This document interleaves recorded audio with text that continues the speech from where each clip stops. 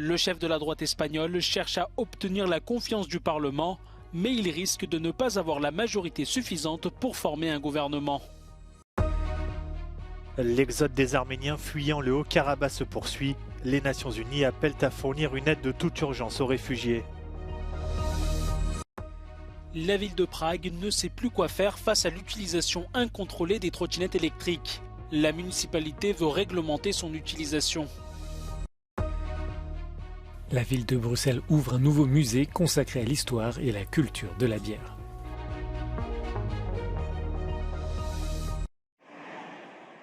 Le chef de la droite espagnole, Alberto Núñez Feijóo, brigue le poste de Premier ministre devant le Parlement.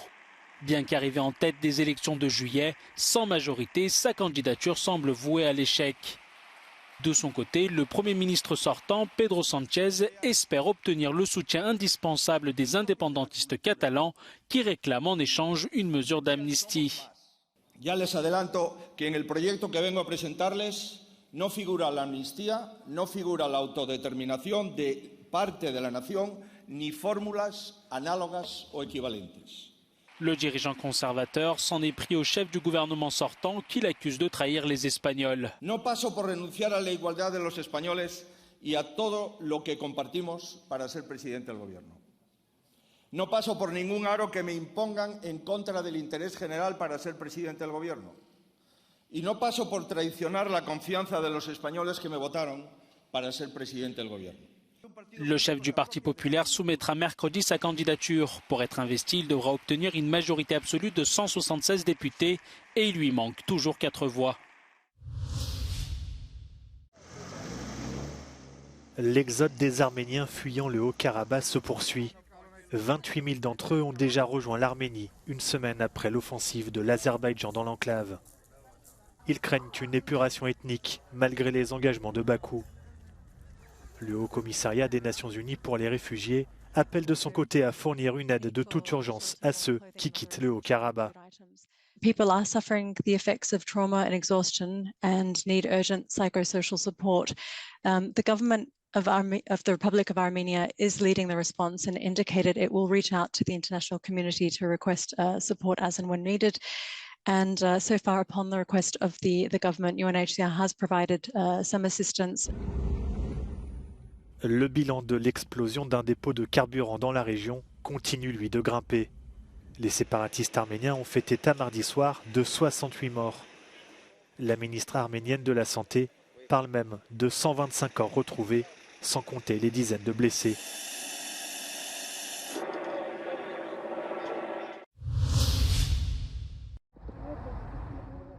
En Suède, 2 bâtiments résidentiels ont été touchés par des explosions ces dernières heures.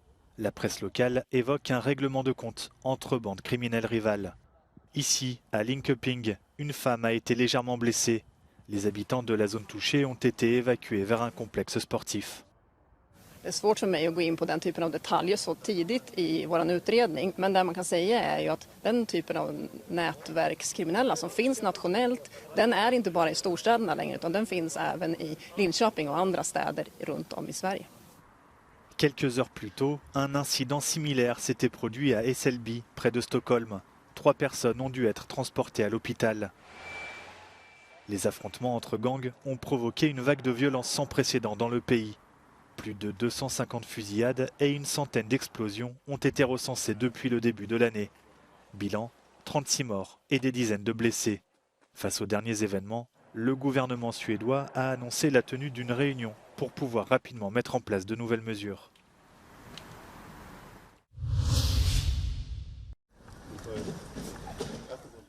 Démantèlement d'un réseau de trafic de migrants syriens en Allemagne.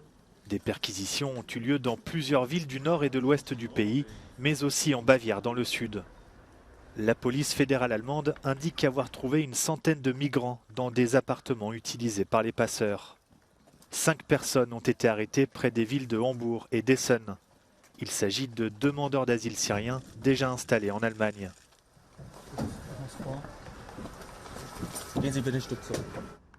Ces derniers demandaient jusqu'à 7 000 € aux migrants pour les faire entrer clandestinement dans le pays. De l'or a été acheté avec l'argent récolté. Les quelques 350 agents de police déployés ont ainsi saisi l'équivalent de 220 000 euros d'or, mais également 16 000 euros d'argent liquide, des téléphones portables et des cartes SIM.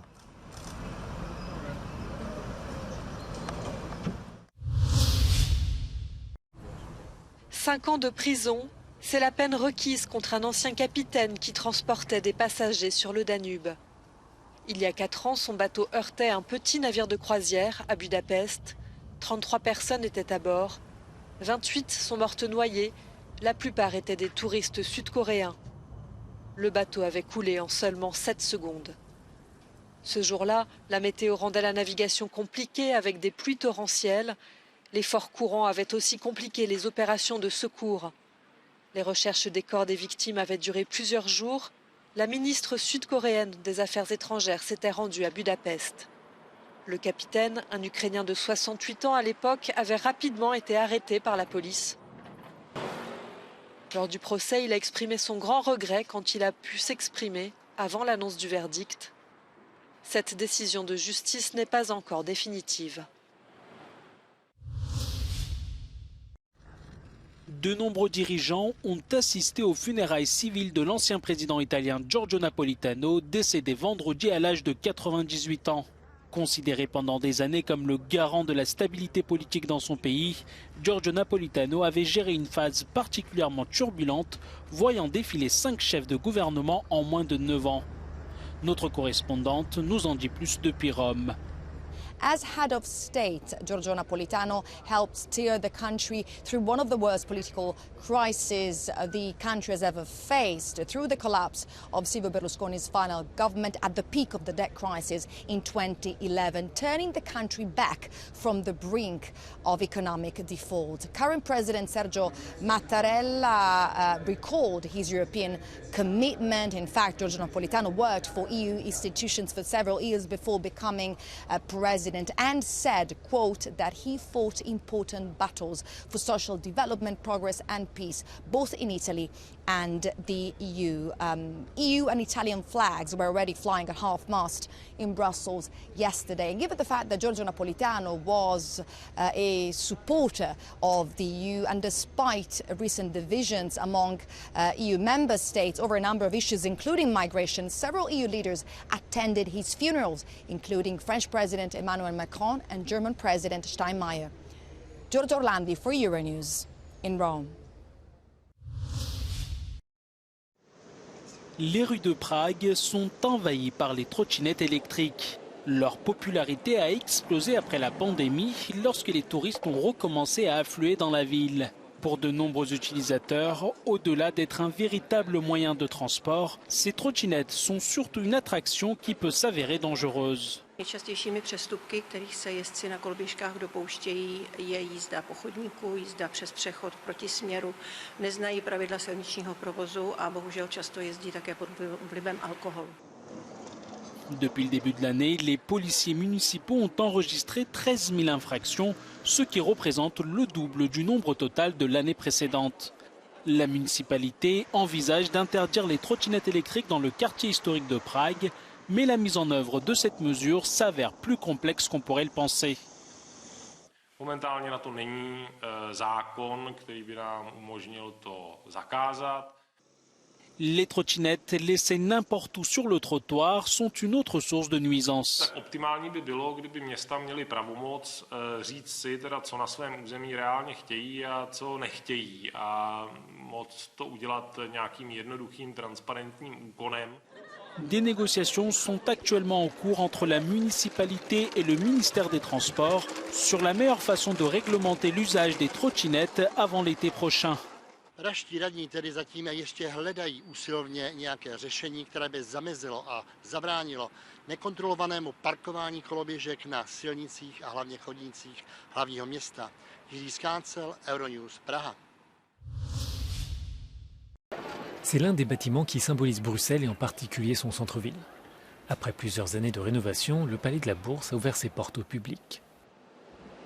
À travers ses nombreuses entrées, il sert de lieu de rencontre et de passage pour tous. Toutefois, le nouveau musée de la bière belge s'annonce comme la principale attraction des lieux. Cette boisson est d'ailleurs classée par l'UNESCO comme patrimoine immatériel de l'humanité.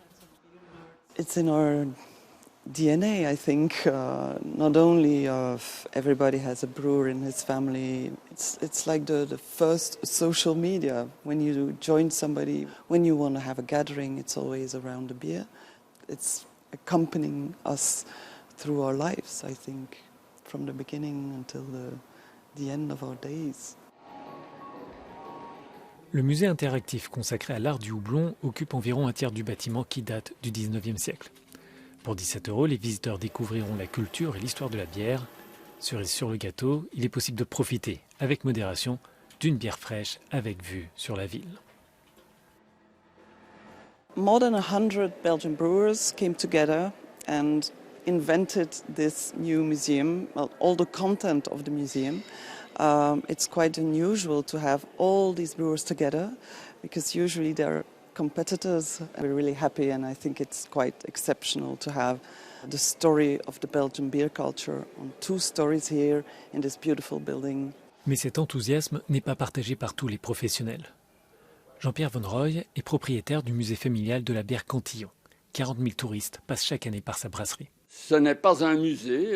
Je considère que l'opération bourse par les grandes brasseries, c'est avant tout une opération commerciale, incontestablement. C'est l'idée de mettre en avant les grandes marques. Il n'y a absolument pas de but culturel poursuivi dans la présentation de ce soi-disant patrimoine. Avec une facture totale de 99 millions d'euros et le soutien de fonds européens, le Palais de la Bourse rénové et particulièrement son nouveau musée espère attirer chaque année 600 000 visiteurs.